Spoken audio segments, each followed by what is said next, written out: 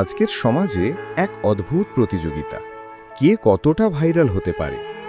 সামাজিক মাধ্যম যেন হয়ে উঠেছে এক মায়াজাল, যেখানে মানুষ নিজের সত্যিকারের রূপ নয়, বরং এমন এক মুখোশ পরে হাঁটে যা সবাইকে মুহূর্তের জন্য আকৃষ্ট করবে। কেউ লিখছে এমন কিছু যা মনে নেই, কেউ হাসছে কৃত্রিম এক হাসি, কেউ আবার সাজাচ্ছে কৃত্রিমভাবে গিয়ে গল্প, শুধু ভাইরাল হওয়ার আশায়।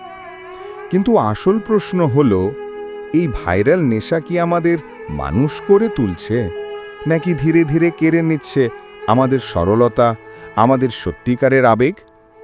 ভালোবাসা কি লাইক কমেন্টে মাপা যায়? সম্মান কি শেয়ারের সংখ্যায় খুঁজে পাওয়া যায়? না, এগুলো কেবল সংখ্যার খেলা, যা মুহূর্তে বাড়ে আবার মুহূর্তেই মিলিয়ে যায়। কিন্তু মানুষের অনুভূতি, একটুখানি আন্তরিকতা, একটি সত্যিকারের হাসি, কিংবা অন্তরের গভীরে থেকে লেখা কিছু শব্দ, সেগুলো কখনো হারায় না। সেগুলো থেকে যায় চিরকাল মানুষের মনে।